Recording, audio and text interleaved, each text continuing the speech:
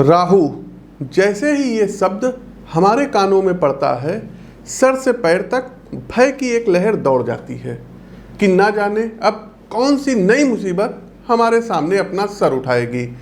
राहु का नाम सुनकर बड़े बड़े महारथियों को पसीना आ जाता है, क्योंकि इनका प्रभाव ही ऐसा है।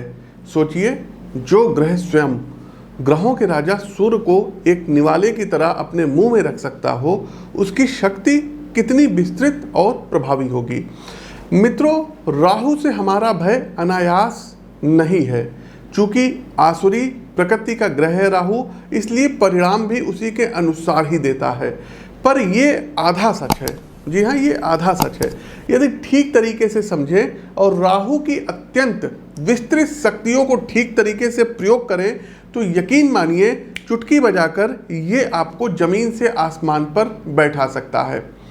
सोशल मीडिया हो गया, इंफॉर्मेशन टेक्नोलॉजी हो गया जिसको आईटी बोलते हैं, शेयर मार्केट हो गया, राजनीतिक गठजोड़ हो गया, इन सभी क्षेत्रों में राहु अपना डंका बजाता ही बजाता है। यदि आपकी जन्म कुंडली में राहु योग कारक ग्रह के साथ शुभ स्थितियों में विराजमान हो जाए तो सारी दुनिया मिलकर भी आपको सफल होने से नहीं रोक सकती है। सामान्यतः राहु तीसरे, छठे, 10वें और एकादश भाव में सर्वाधिक शुभ माने जाते हैं। प्रिय साथियों, राहु का गोचर 30 अक्टूबर को दोपहर 2:13 पर वक्री गति से होते हुए मीन राशि में होने जा रहा है, जहां ये 18 मई 2025 तक विराजमान रहेंगे। चूंकि ज्योतिषीय दृष्टिकोण में राहु अत्यंत महत्वपूर्ण और बड़े परिणाम देने वाला ग्रह है, 18 महीने का इनका गोचर होता है, इसलिए राहु का गोचर भी समाज को बेहद अंदर तक प्रभावित करता है। मेरा वादा है साथियों आपसे कि राहु गोचर का ये वीडियो देखने के बाद आपको कहीं और भटकना नहीं पड़ेगा, डरना नहीं पड़ेगा। ज्योतिषी लोग बहुत डराते हैं राहु केतु के नाम पे। डिटेल से हर राशि पर बात होगी और एक विश्वसनीय मार्गदर्शन आपको दिया जाएगा। तो चलिए गजानन महाराज का स्मरण करते हुए अपने इस कार्यक्रम को प्रारंभ करते हैं। आगे बढ़ने से पहले आपको बता दें साथियों कि प्रस्तुत गोचर आपकी चंद्र राशि व आपकी नाम राशि दोनों पर संयुक्त रूप से आधारित है। तो इसको आप अपने नाम राशि से भी देख सकते हैं, चंद्र राशि से भी देख सकते हैं। एक बात और बताना चाहेंगे साथियों, उपाय हम बिल्कुल अंत में बताएंगे, वो सभी के लिए प्रभावी होंगे। साथ ही साथ यदि आप अपनी जन्म कुंडली का व्यक्तिगत तौर पर विश्लेषण कराना चाहते हैं तो लखनऊ में आप हमसे मिल सकते हैं, स्क्रीन के दिए गए नंबरों पर संपर्क कर सकते हैं। प्रत्येक माह हमारा दिल्ली आगमन होता है, तो उसकी जानकारी भी आप स्क्रीन के दिए गए नंबरों पर ले सकते हैं। आगे बढ़ने से पहले साथियों कुछ हमारी प्रिडिक्शंस है, जो कि जब ये राहु का गोचर होगा उस दौरान देश विदेश में होगा, तो क्या कुछ वो प्रिडिक्शन है सबसे पहले हम आपको बताए दे रहे हैं। देखिए, कई स्टेट के चुनाव है और तमाम लोग कहते हैं कि पंडित जी जो है स्टेट इलेक्शन के बारे में आप बताइए, तो उसका एक अलग से वीडियो हमारे चैनल पर आएगा। लेकिन अभी हम आपको बता दे रहे हैं, जैसे मध्य प्रदेश में इलेक्शन है, तो मध्य प्रदेश में इस बार बीजेपी के हाथ से सत्ता जाती हुई जो है दिख रही है और कांग्रेस यहाँ पर सरकार बनाएगी। दूसरा आते हैं छत्तीसगढ़ में। छत्तीसगढ़ में दर्शकों कांग्रेस की सरकार है और एज इट इज़ कांग्रेस की ही सरकार अभी बनी रहेगी, तो छत्तीसगढ़ और मध्य प्रदेश दोनों जगह कांग्रेस ही कमबैक करेगी।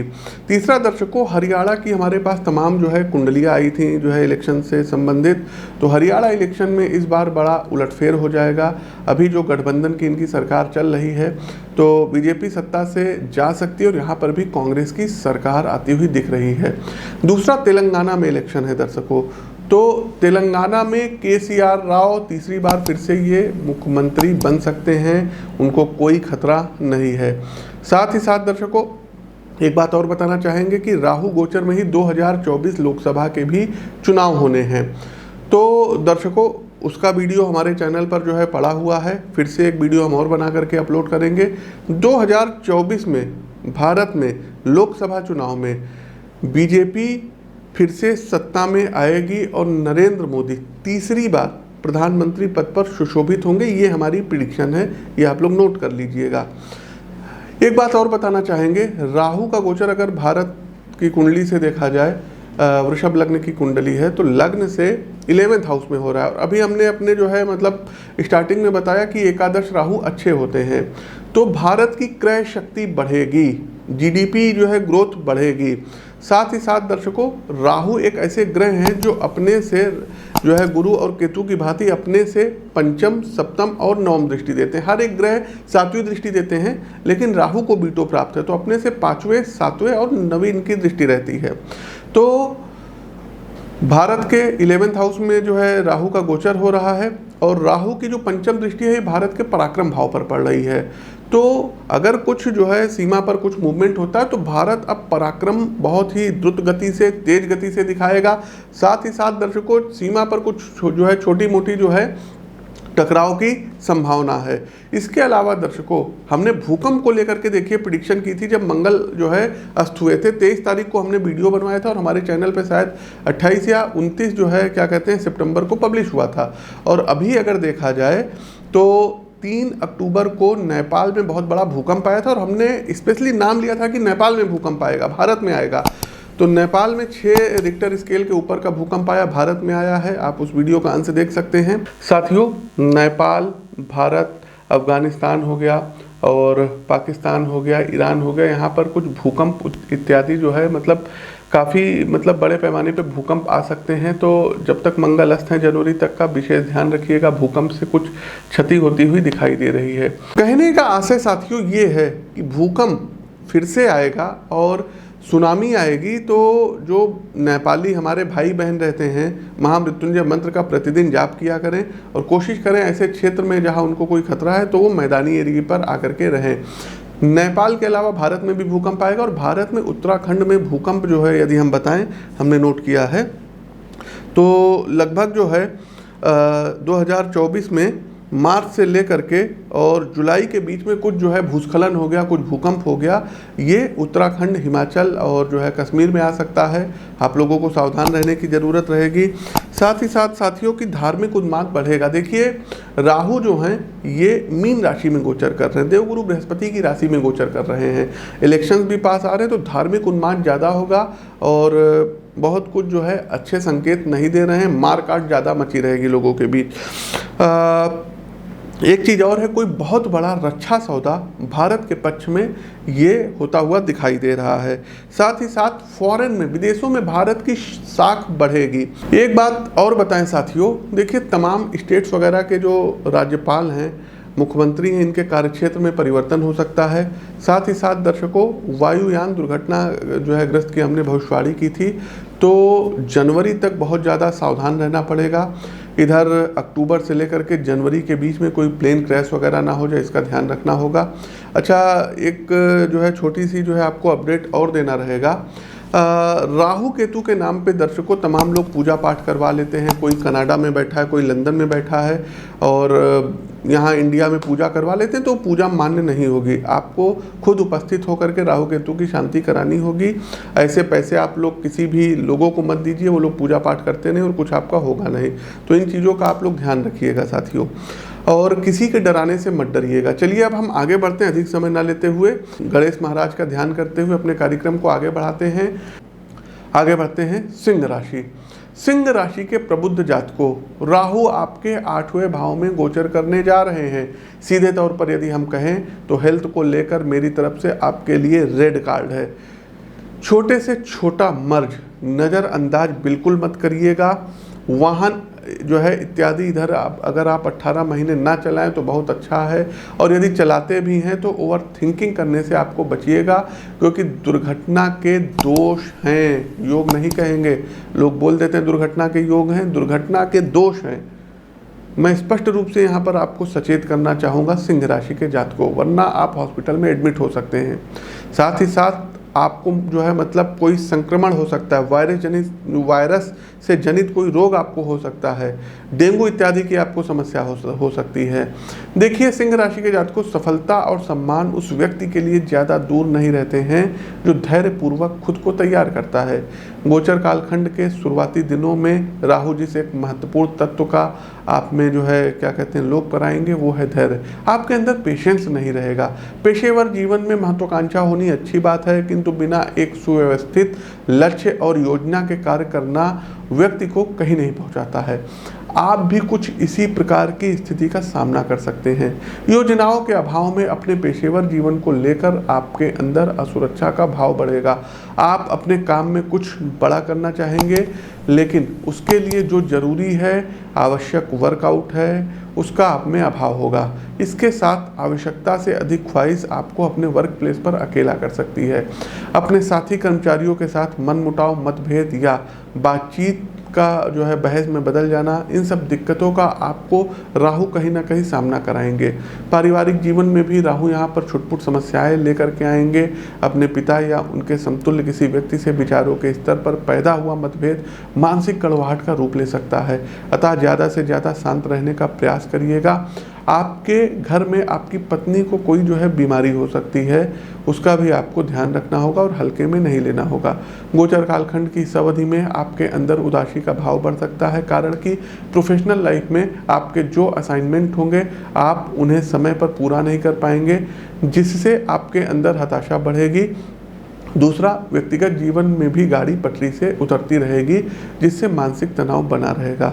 आर्थिक पक्ष यानी रुपए पैसे को लेकर परिवार से बाहर किसी व्यक्ति पर भरोसा ना करें, ना ही किसी बहकावे में आए। लोग आपसे मीठे शब्द और अपनापन जताकर आपकी जेब में डाका डाल सकते हैं। जी हाँ, हमारे शब्दों को ध्यान से सुनिएगा। लोग आपको मीठी मीठी बातें बोल करके, आपसे अपनापन जता करके आपकी जेब पर डाका डाल सकते हैं। तो बाद में यही होगा, पछताए होत का जब चिड़िया चुग गई खेत। आप हमको फ़ोन करेंगे, पंडित जी हमारा पैसा ले गए, तो हम तो आपको पहले बता रहे हैं कि किसी को धन मत दीजिएगा। गोचर कालखंड की इस अवधि में यदि आपने उधारी पैसा दिया तो समझिए वो पैसा गया, वापस मिलने के सभी मार्ग बंद हो जाएंगे। तो सिंह राशि के जातकों, हमारी इस बात को बहुत ही ज़्यादा ध्यान से रखिएगा। अधिक जानकारी के लिए अपनी जन्म पत्रिका का विश्लेषण अवश्य करवा लीजिएगा। अब अंतिम पड़ाव आता है उपाय का। उपाय क्या करना होगा? तो सबसे पहले साथियों, हर 3 महीने में आपको करना ये होगा कि 7 शनिवार एक जटे वाला नारियल लेना है और उसको अपने सर के ऊपर से एंटी क्लॉकवाइज 9 बार उतारना रहेगा। कितनी बार? 9 बार। और उसको जल पर अपने मस्तक पर लगा करके और जल प्रवाह आपको कर देना होगा। दूसरा एक काम ये करना होगा साथियों, आप अपनी स्क्रीन पर देख लीजिए, 2 छोटे छोटे से मंत्र जो है दिख रहे हैं। ओम ऐं ह्रीं राहुवे नमः और ओम ह्रीं केतुवे नमः। इन दोनों मंत्रों का स्फटिक की माला से 108 बार आपको प्रतिदिन जाप करना रहेगा। अब प्रश्न उठता है कि राहु के मंत्रों का जाप कब करें?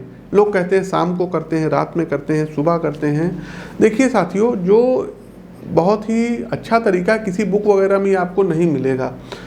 तो राहु और केतु के मंत्रों का जाप करने का तरीका होता है राहु काल। प्रत्येक दिन का राहु काल अलग अलग होता है। आप जिस लोकेशन पे होंगे वहाँ अलग होगा।